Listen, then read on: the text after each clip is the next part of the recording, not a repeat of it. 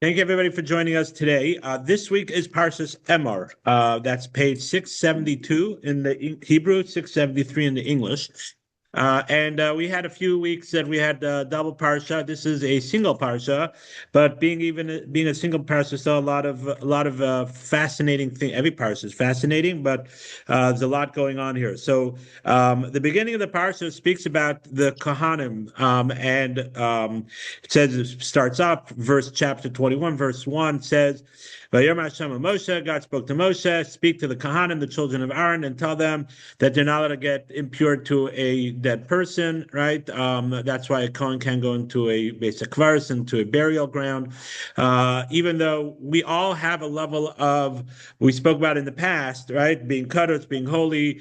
We spoke about this in the classic concept of that. Kohanim have a specific mandate, a higher level of mandate that unless it's from the seven close relatives, they're not allowed to go into a basic forest. They can't go into a cemetery, and they can't. And they have to be more aware of the idea of tumah. And then after that is a kohen gadol. The kohen gadol can't even become impure for seven family members, and he has to be on a higher level. And the commentaries explain that the connection between Parsha Emor, the beginning of Parsha Emor, with Kohanim, and speak about kahuna and the level of kedusha, the purity that they have to be on, right after Parshas Kadoshim, which, as we spoke about, the end of Parshas, the whole Parshas Kadoshim speaks about Kadoshim Tiu, be holy, and really the whole Parsha goes into that, and we elaborated on that last week.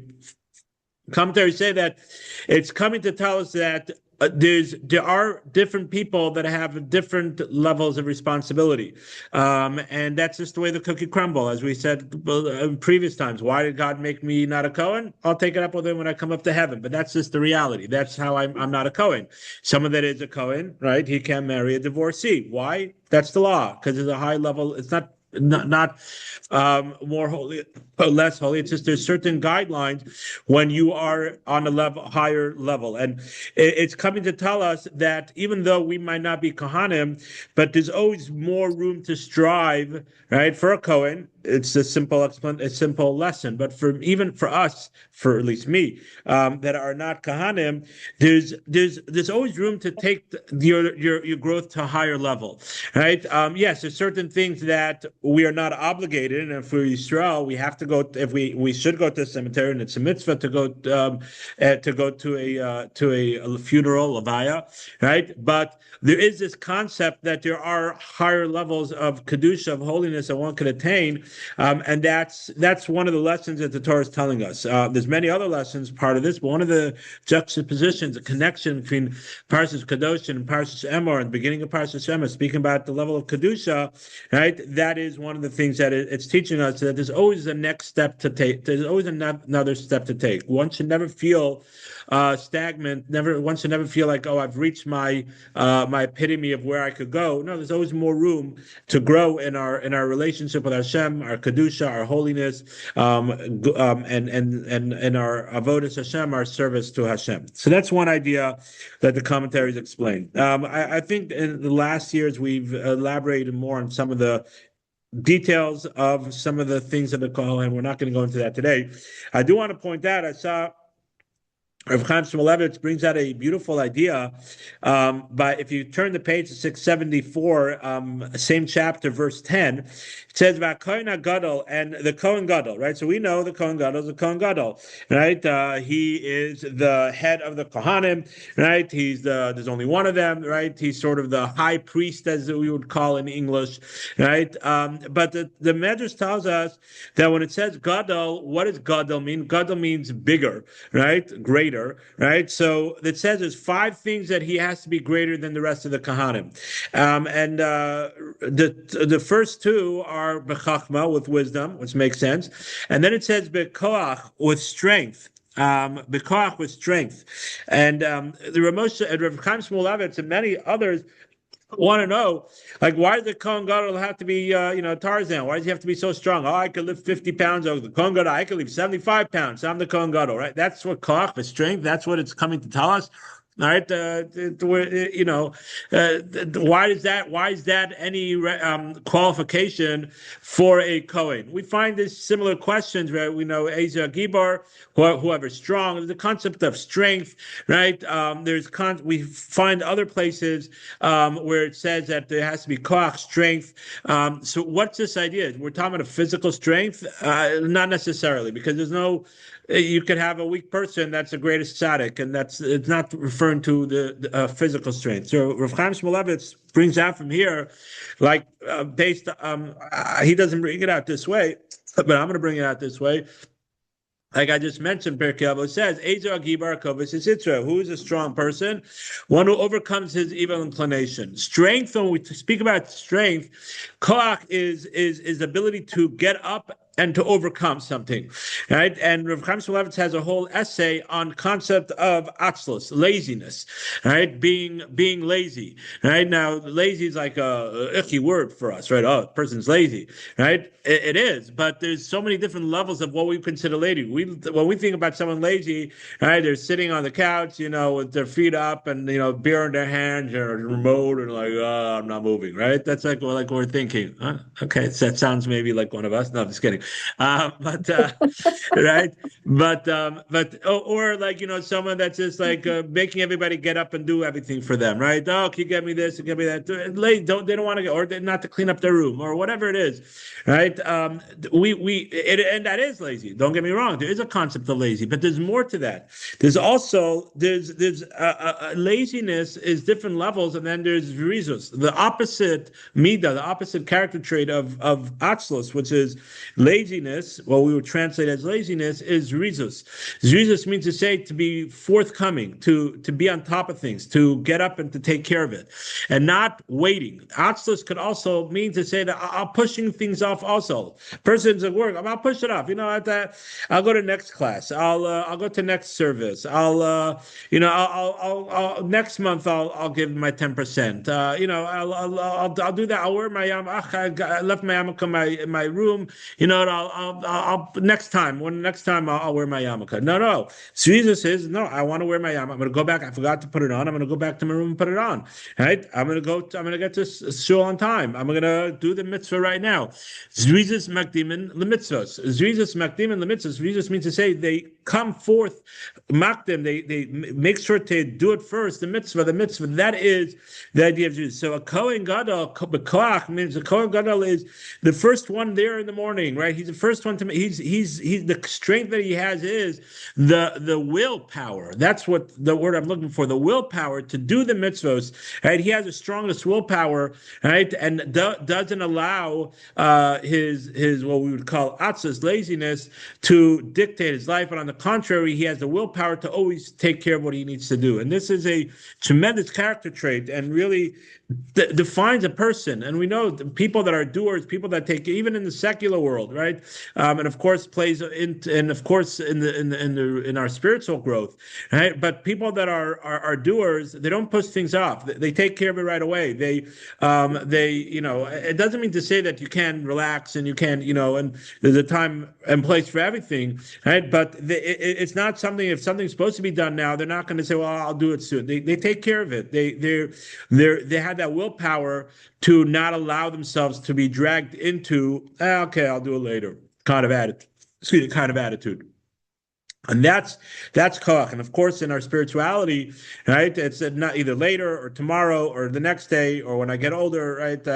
It's not a joke. It's true. You speak to different people at different stages of their lives.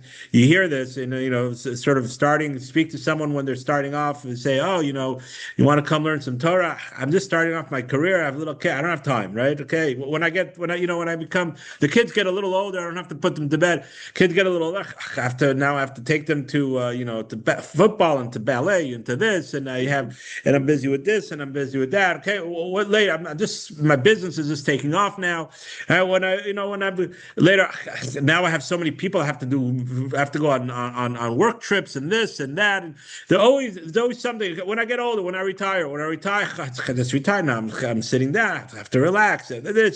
We're always constantly, if we have this attitude, we always could find something to make make an excuse, right? And making an excuse would theoretically fall under the concept of atzlos. We don't look at it, we say, oh, laziness. That's not laziness. No, but making excuses, even if they might be legitimate excuses, right? And I'm not saying they're not, that's why it's not laziness in the English translation, but there's a lack of zrizus. There's a lack of that willpower to say, no, this is something important and this is something I have to take care of. And that's what the Kohen has, and that's what it means, bekach, with strength. Let's move on to chapter 22, verse.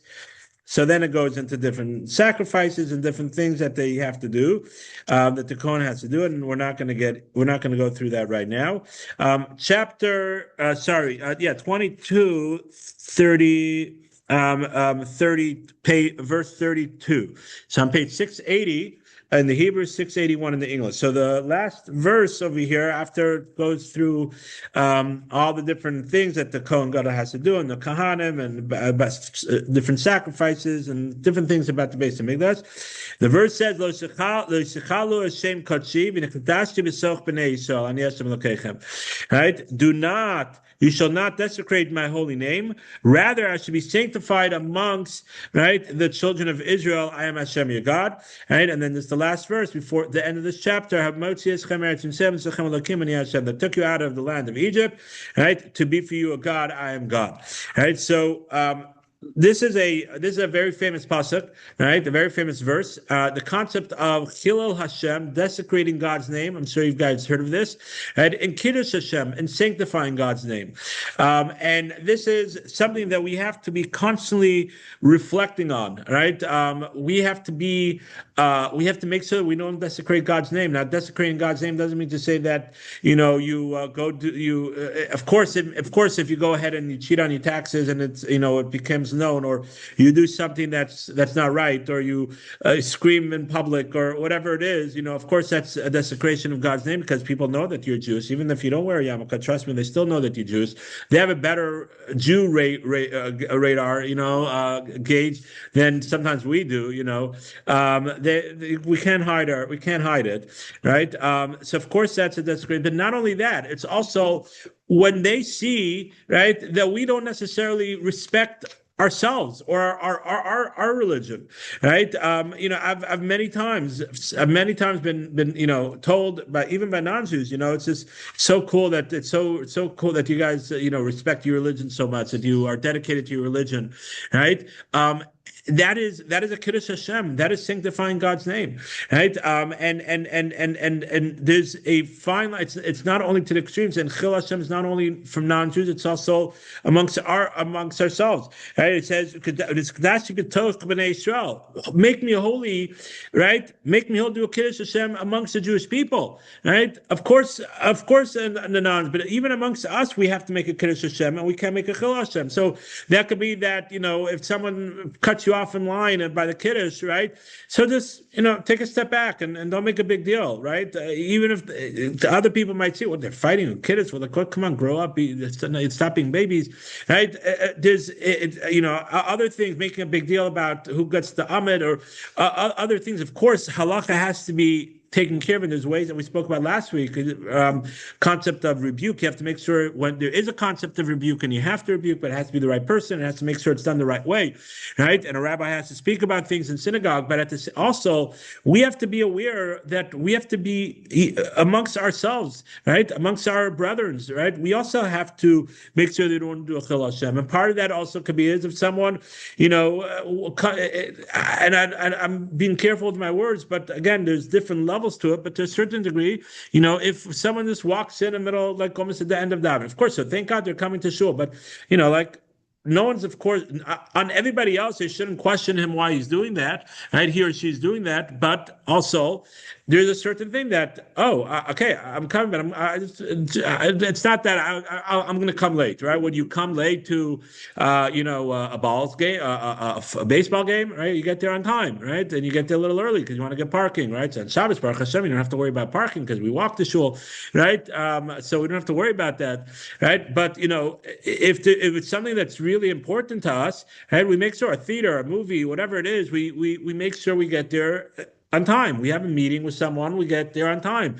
So we have 3 times a day, we have a meeting with Hashem, right? We have a meeting with Hashem.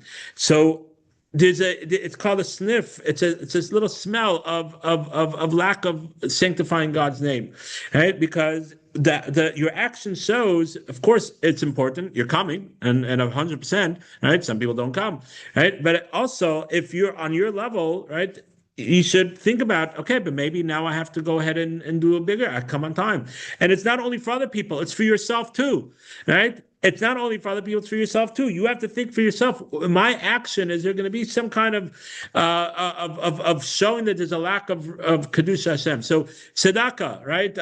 Helping other people, growing in your Judaism. Everything we do, we have to put to this litmus test: are we sanctifying God's name by this action, or there might be some kind of lack of respect? And again, it's on the person's level as they keep on growing, right? We have to keep on readjusting that litmus test to say, okay, what's my action doing? And there's so much to talk about this, right? But that's one of the core values of Judaism, right? Is this idea of this litmus test: are we sanctifying God's name or not? And we sometimes think about sanctifying God's name. The Jews, of course, people that died for the sanctification of God's name, and of course, that's sanctifying God's name. But it's also, if you close your business on Shabbos, you're sanctifying God's name, right? Because you're showing that Shabbos is more important. I believe that Hashem runs the world, and Shabbos is more. If God said not to do business on Shabbos, I close my business on Shabbos. Right? All our actions, right? All our actions have the ability to, and I said, for the world, right? For our brethren, Jewish people, and then for our family and for ourselves, right? And our actions speak volume, right? Our actions speak volume. Our kids, our grandchildren, right? They will see, right, that this is something that's important to us. They will see that that we are changing our ways to show that this has more value than a business meeting. This has more value than a Cardinals game, right? Which I think a lot of things have more value than a Cardinals game, but okay. This has more value than those things, right? Because if we would come on time to that, if we stayed through the whole thing, if we show the proper decorum of whatever that decorum is supposed to be, right? I saw this. My nephew, I think, posted on our family WhatsApp group, and it's something to think about.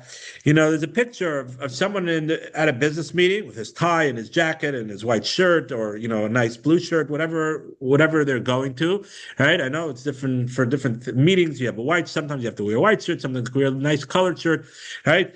All put together, with nice shoes. And then right next to is a picture of him, in shul, with like a hoodie, or like shorts, or like sweatpants, and sneakers, or sandals.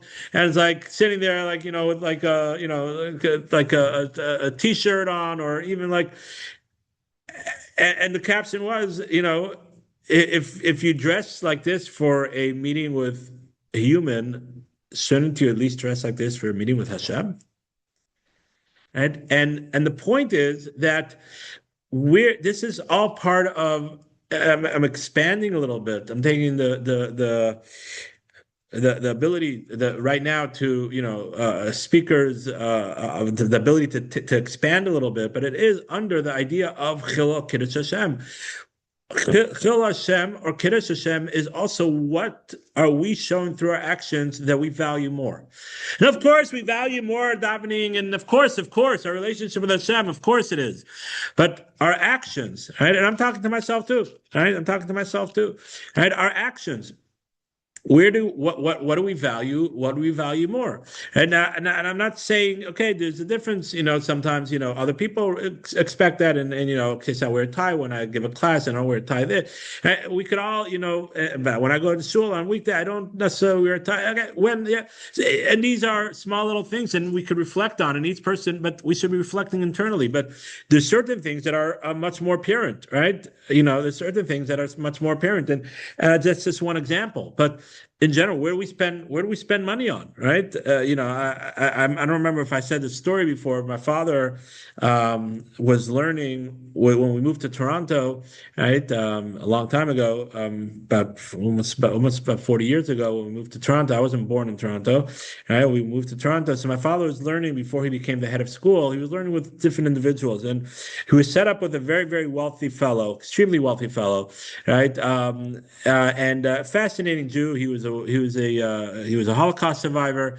Right, actually, fascinating story. He somehow got him and two friends were able to avoid the concentration camps, and they hijacked Nazi cars and they drove into concentration camps and pulled out people, and then at the end of the war, they tried to get out of the uniform, but they got shot, and he's in a pile of bodies for like a few days until he got out. Fascinating story. Fascinating. He saved a lot of Jewish lives. Not religious at all. All right, very, very nice person, multi-millionaire, and in the 80s and 90s, where $1 million actually made a difference, right? Now it's like you gotta to be able to live, All right, but multi-millionaire. My father was teaching him. They were learning the laws of tefillin. They're learning a lot of tefillin, and my father asked him, Michael, do you have tefillin? He said, oh no, I don't have tefillin. I don't have tefillin. He said, Michael, so let's get you and Rob, his son. Let's get you and Rob and his son-in-law. Let's get you tefillin. He said, okay, Rabbi, yeah, let's get tefillin. We should get tefillin. So he said, how much are tefillin? He said, I'll get back to you. So my father went to the local sofer in town and asked him, like, how much are tefillin? He said, well, I could get him, like, he didn't know like who he was talking to. He said, he said, what's the price? He said, there's like, you could get like a regular peer, like nothing, for like $400, right? Or you could get like a real nice, good peer, like, it also depends on who the sofer is and the quality of the letters and the intent of the letters. There's a lot of that goes into it, the quality of the leather. Right, for let's just say $1,000, right? Let's just say right back then that was a lot of money. It's still a lot of money. Don't get me wrong, but you guys know what I mean, right? So my father goes back to Michael and he says, we could get like we could get a peer for 400, but we could get a much better peer for $1,000. So Michael looks at him and says, let's just do the $400. My father looks at him and he says, Michael. No, I'll pay the difference. Let's get the more expensive. I'll pay the difference. So my father's like, Michael says, okay, Rabbi, okay. We'll get them. Well, why? Like, what? So he says, well, think about it like this. When I come up to heaven, all right, good Lord's going to say, Feigenbaum, all right? Because my father likes to talk this way, all right? So Feigenbaum. I said, yeah. He said, so how do you do? I said, I think I did pretty good. Look, I give classes and I learn with people and, I give. He said, it's okay. But you have this person that you've been learning with. His name is Michael. I said, oh, yeah, Michael. Yeah, we learn all the time. Great. He said, yeah. But what kind of car does he drive? He drives, let's say, a $70,000 car, right?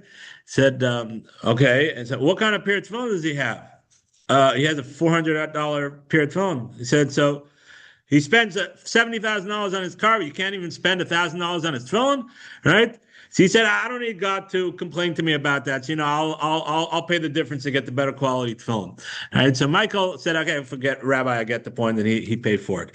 But the point of the story is, right, my father was pointing out to him that this idea of showing our appreciation, of course there's different levels, but there's also where do you show your importance, where you show what it's important to you is where you spend your money, right? Or your time and your money are both basically the two main things that people could show, right, with what's important to them.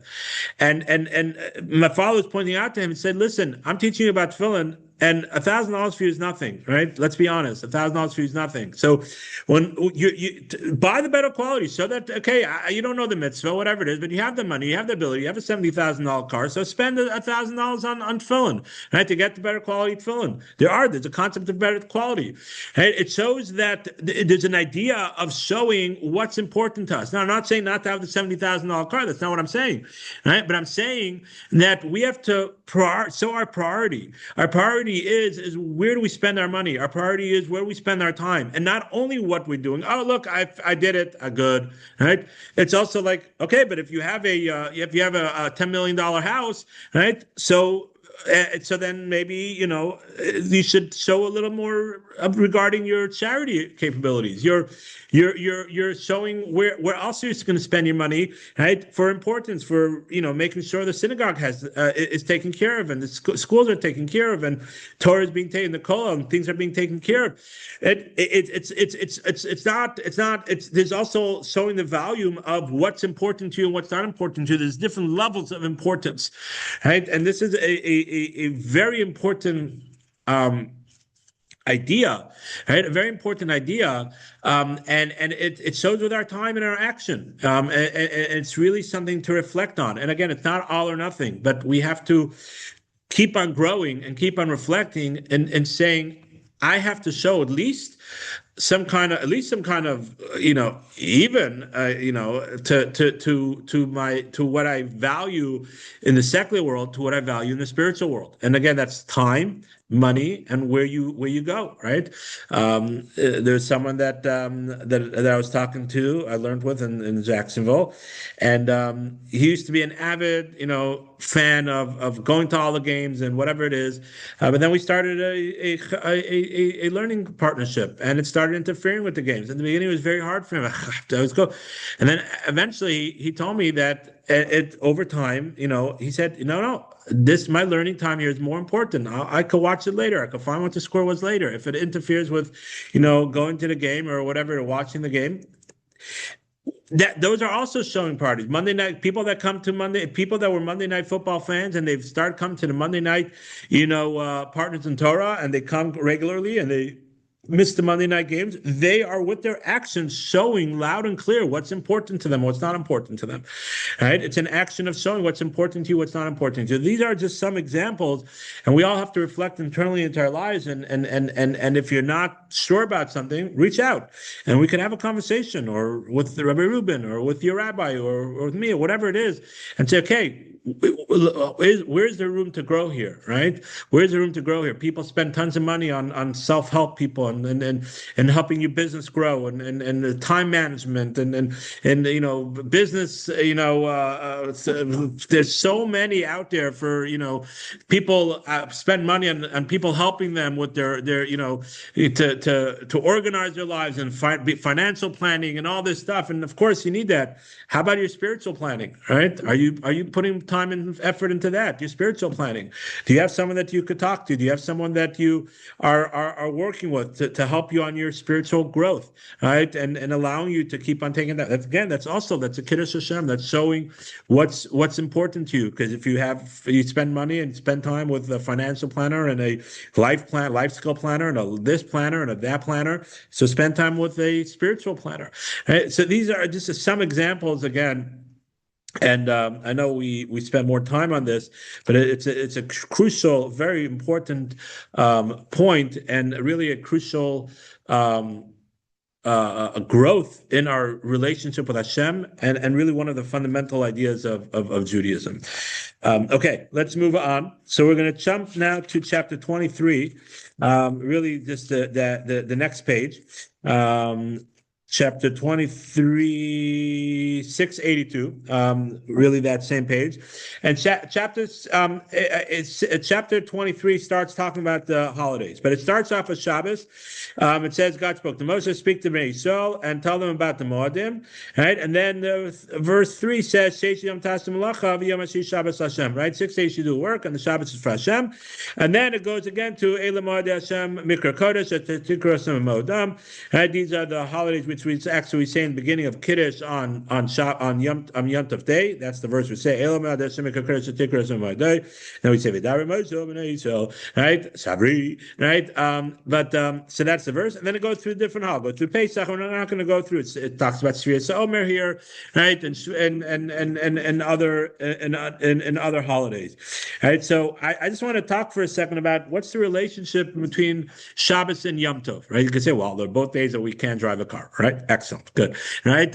Right. Both days that we have obligation of 3 meals. Great, right? But there's a deeper relationship over here that the Torah puts in Elam Moed Hashem, right? And then it says Shabbos Shabboson. There's a deeper connection between the two things. And Rav Dessler speaks about this, but many others speak about this idea that Shabbos happens, and we spoke about this a little bit also in the past. Shabbos happens if we like it or not, right? Shabbos represents, it's a witness of that God is the one that created the world. There's two fundamental beliefs that we have to believe. There's a lot of beliefs that we have to believe, but two fundamental.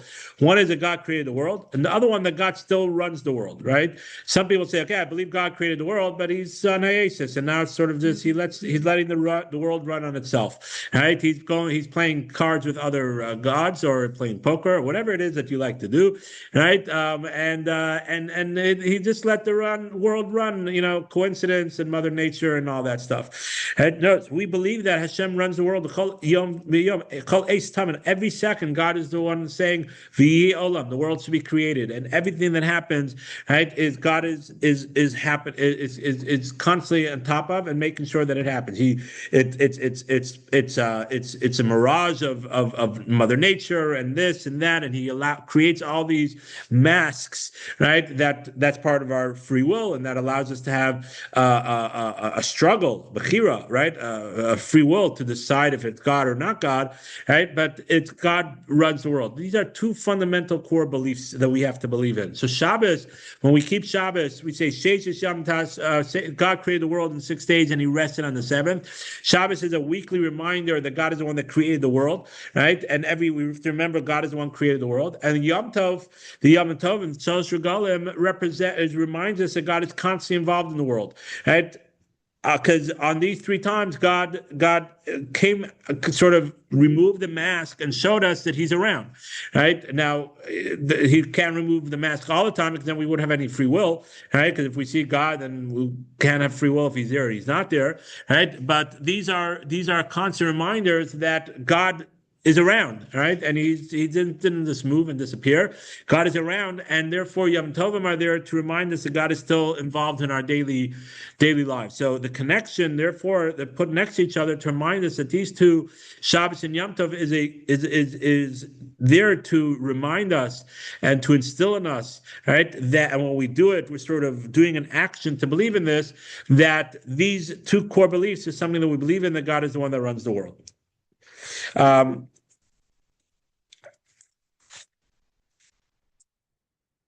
Yeah, so that's the idea. That's the idea of Yom Tovim. We'll just talk about one more thing, all right? And that is, as I mentioned, it speaks about Sfiras Omer, but it's very fascinating. The way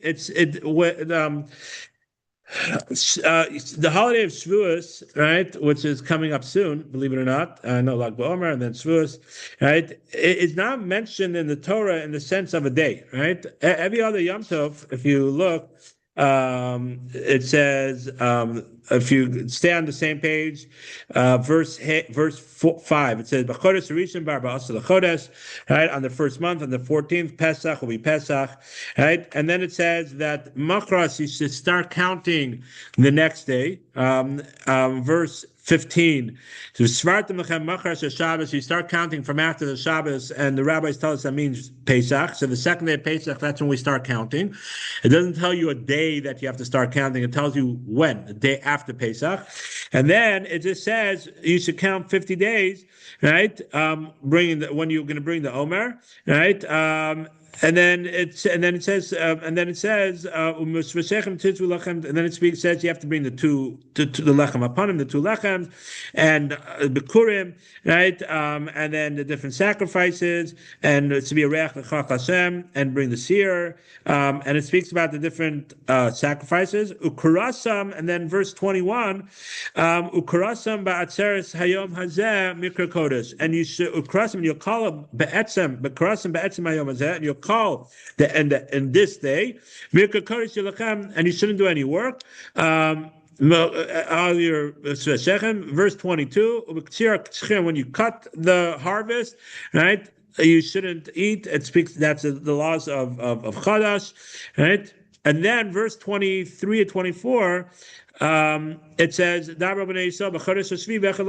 the seventh month, the first of the month, it should be Rosh Hashanah. And then it goes to the holiday of Yom Kippur, right? On the 10th of the month is Yom Kippur. It tells you again the date.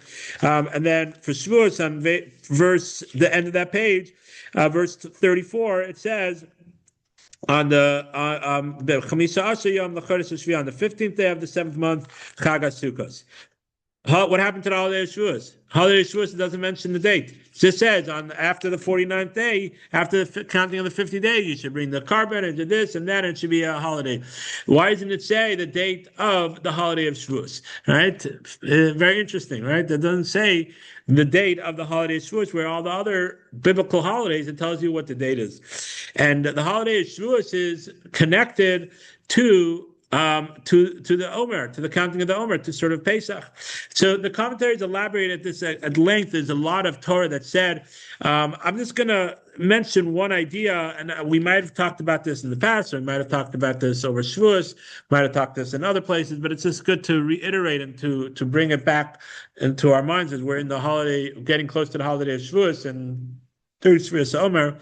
Commentaries said that the holiday of Shavuos, the Nachmanides elaborates on this. The holiday of Shavuos and the holiday of Pesach are they're considered two separate holidays in Shalosh Hagal, the three main holidays, but really they're sort of two sides of a coin, right? The Ramban, the Nachmanides, goes to the extent and says that the days of the Sfiras HaOmer, right? It's 7 weeks, right? 7 times 7 is 49, right? It's 7 weeks is representing the 7 days in between of Chol HaMoed, right? Like we have from the first days of Pesach to the last days. It's considered like the days of Chol HaMoed in between the first and last days. She says really Pesach is sort of considered like the first days of Yom Tov, and Shavuos is like the end of Yom Tov, and therefore the Sfiras HaOmer is sort of like Chol HaMoed in between the days, because the going out of Egypt, the physical freedom, is worthless, is nothing if we don't have the spiritual freedom, which is the receiving of the Torah.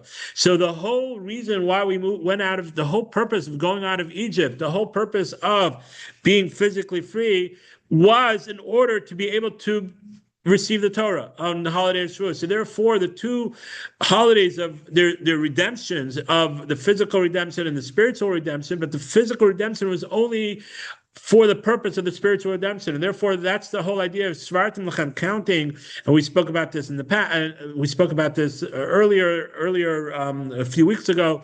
Right? That every day we're showing, we're counting, we're growing, we're getting closer to Avodas Hashem, to be able to elevate ourselves, to be worthy to receive the Torah.